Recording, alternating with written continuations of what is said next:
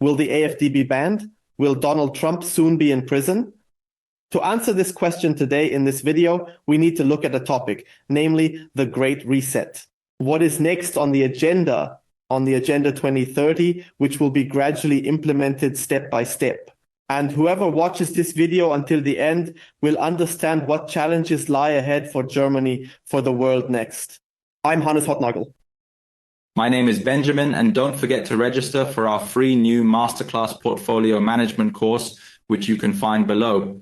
The seminar is free. Definitely check out the whole thing. It's really incredible what you learn there when you finally want to take control of your own finances.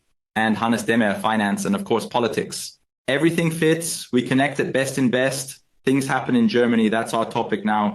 That's why I'd say, let's start now. We aim to control finances while leading independent lives. Hence, distribute video, subscribe to channel, ring bell, and never miss another video. In 2001, we had the start of the great upheaval in which we find ourselves now, namely with the attacks on the Twin Towers, on the World Trade Center, so to speak, a symbol for the world economic system, which were brought down and thus triggered the whole thing. And after these attacks on 9/11, the fight against terrorism began. The fight against terrorism was declared in 2001. Surveillance, data collection for AI, and many other things have become possible with it. Clever profiteer, a small elitist caste. 2008, then the next crisis. The euro, or therefore the financial crisis, which then became the euro crisis, what triggered a transfer union in Europe and had no other purpose than to weaken the euro and Europe massively.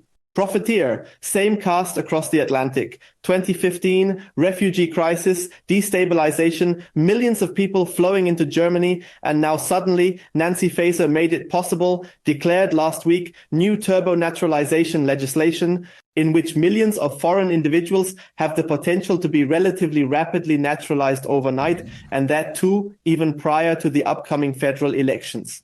2019, then very exciting. COVID, of course, division, like never before the money printer started, like never before triggered an inflation, which of course then Putin is responsible for, but the whole thing, of course, already triggered in 2019. In 2022, a war broke out in the world. Whether it was the war against climate change or the war against evil Putin, it didn't matter. And finally, others have had their turn. Only then, with COVID, subsidies of the pharmaceutical lobby, redistribution of money, and weapons lobby and climate lobby are finally now in charge. And everything we see gradually, one step at a time, there is referred to as the Great Upheaval. And at this moment, we are embarking on a new stage, and that is the aspect we will concentrate on at present. Therefore, share the video immediately. And the new point on this agenda is clearly called Defending Democracy. Yes, democracy should be defended. Not only the aforementioned Minister of the Interior of Germany, Nancy Faeser, is introducing new democracy promotion laws. Many countries globally now do this with various names to enable censorship, to clearly state the sole correct path and ensure adherence to it. And yes, of course, also in this context, as mentioned earlier, the naturalization of millions of people. Defending democracy, that is milking democracy. If you don't like a population class anymore, just get yourself a new one, silence the other one, and then you have defended democracy and your own opinion. And we witness this phenomenon in Western states worldwide. And that's why we won't ban the AfD in Germany, but we've found a better method. You simply withdraw the federal funding, thereby making the party somewhat bankrupt. And if they no longer have any money, they can't advertise anymore. They can't hold any events either. And of course, you can silence them to death in the nails and build a media narrative that says we all together have risen up against the evil right-wing parties. And we all agree that democracy has prevailed. Democracy has won because we simply don't talk about the others anymore and don't look anymore. And then, no matter whether 30% of the population belong to this group or not, one no longer talks about it, one negates it, one no longer looks at it, one excludes them from society. Yes, and all those who remember COVID 2019, where population groups were excluded from society by more than 20-30%, yes, then we will see what is coming our way again. And this is the reality. This is the best democracy we have ever had. And as so often in recent years, we see simultaneously across the Atlantic Bridge, the democratic agenda being dealt with in Europe in exactly the same way as in the USA. The book titles and contents of Annalena Baerbock and Joe Biden were identical, not just one. Mr. Söder, Prime Minister with the dark winter with his cup in hand, and in the USA, Joe Biden, who declared the dark winter, resemble each other completely. But once again, an agenda that is completely identical, written using the same pen. In the USA, the same. The fight for democracy, the fight against the evil thin movement, against the evil right, has also been declared by Joe Biden. And that creates a division in the country, which is, of course, intended to some extent. And then you can continue driving, and at the end of the day, you can also ban the opposition. As I said, this mistake won't be made. One will secure funds and allow the division to some extent, if useful, before censoring everything completely. And if we had to fight for our values in Ukraine just recently, if we had almost put all our weapons, all our dreams, so to speak, into Ukraine to fight for freedom and democracy, then little by little, step by step, it is being brought back to our own country piece by piece. Regardless of whether one takes military actions to bring the war to Germany, whether one provides Ukraine with weapons, maintains close surveillance of the borders of Russia, gets involved in Scandinavia, or travels to Taiwan to escalate everything possible there. One wants to establish Germany as a party to the war. One apparently wants to make Germany a party to the war for any purpose. And therefore, of course, the Minister of Defense is already preparing the country for the conscription of soldiers from Germany. Then let's see how the naturalized new citizens also, whether they strive diligently for the military or then maybe prefer to accept another citizenship. Let's see what's coming. One thing is clear, the fight against the right by Nancy Face is declared. We all stand together, light nice candles and fake pictures in the media. We no longer discuss what interests and concerns people. We close our eyes to the reality, to a reality where, for example, group rapes occur on a daily basis in Germany, where stabbings take place in Germany every day, resulting in loss of life, and where many things are going wrong. We must acknowledge and address these issues. We search there where the desired reality comes to a halt, specifically in the ongoing fight against the right-wing ideology. And one thing must be explicitly said, that I also find it extremely difficult to listen to tips and advice from various government representatives, for example, and other similar instances. Because, for example, no one other than Anton Hofreiter, who originates from a different party, an anti-war movement, wants to daily explain to us, without ever having personally held a weapon, as a conscientious objector to war and military service, it must be said, he wants to explain to us why we should provide Ukraine with the most advanced weapon systems and other items. He provides an explanation to us about the future as an expert for Europe, originating from Europe, but overlooks the significance of Europe, the original concept of Europe, which is to ensure that there is never again war in Europe. And it must be clearly stated that all these people want to explain to us how things work and how we should think. This is roughly similar to when an unmarried priest gives marriage advice. This is the same as when an unsuccessful insurance agent gives us financial tips.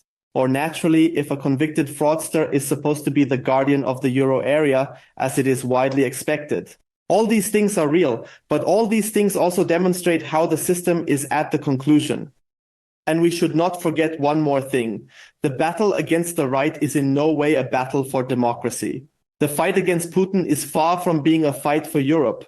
The fight against climate change is far from being a fight for our environment. And the fight against COVID is far from being a fight for health. And that should always be taken to heart to some extent. In the fight against something, when we are called upon now, in the fight against something, we are still far from being for something, but we are always just puppets of the same system, parts and rulers of the same agenda, parts and rulers. And that is why we should ultimately comprehend one thing, detach ourselves from the fight against something and place ourselves in the service of something and dedicate ourselves. Let's depart from the fight in our past and dedicate ourselves to serving a more significant and improved purpose. Many will now say, I've also read this in the comments last week, Benjamin, and yes, we do need the parties to maintain the system. And I must say, the system is the issue, not the parties, not the individuals, not the leaders, but the system itself is somewhat unhealthy, and thus a system reset is truly necessary. Only when Klaus Schwab and his colleagues discuss the Great Reset, they are not discussing resetting the system, but rather about renewing the framework in which we find ourselves. That the topics we receive, the impacts, the entire distraction, the division requires new things. But they want to keep the system of an elitist caste that then hierarchically rules over a lower caste is supposed to remain the same. And we clearly say at InvestiBest, the future is decentralized and therefore a new system is needed, not necessarily new minds bringing new solutions. And also the comment that I have also picked up, everything is fine and good, but it was the AfD and the FPÖ who saved us from compulsory vaccination.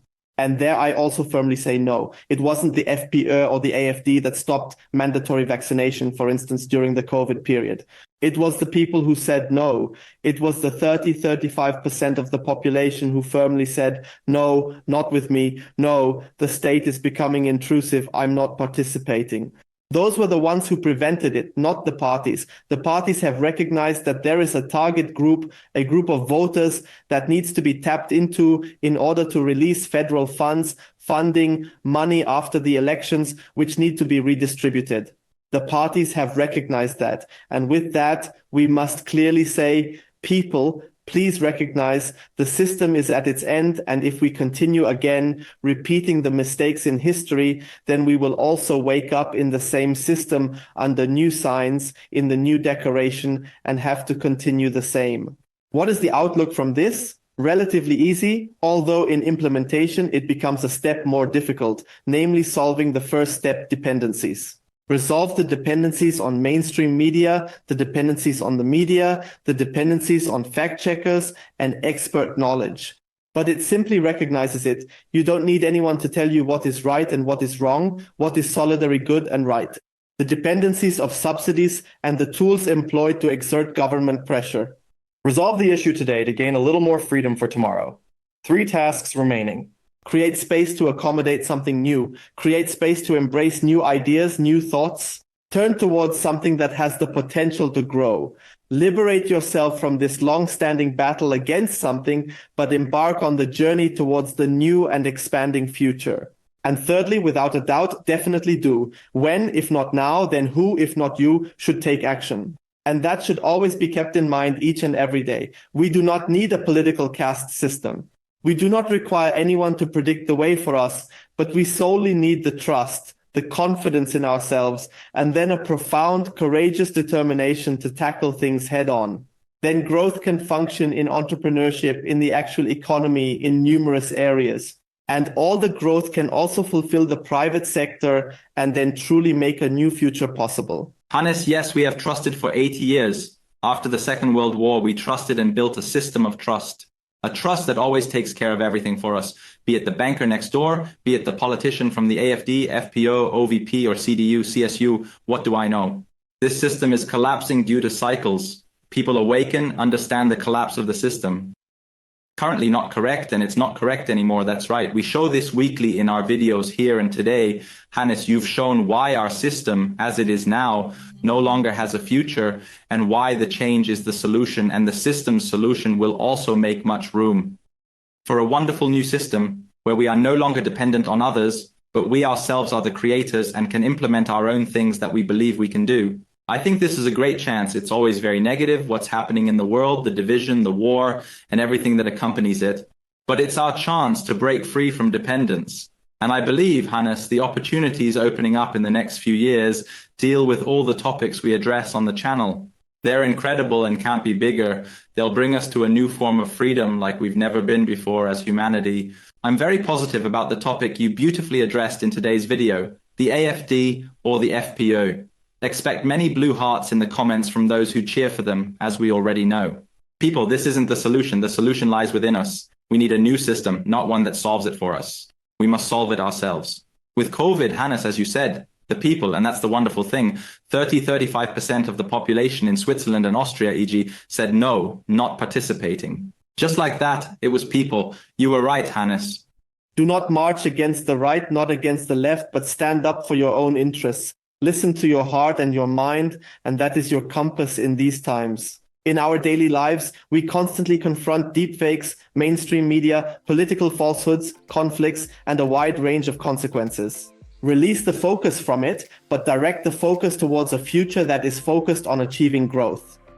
Here on added value, and then we no longer focus on the fight against something, but rather on this process of growing towards something. See you, friends. Thank you for watching. Thumbs up for this video. Share now. I think it deserves to be shared.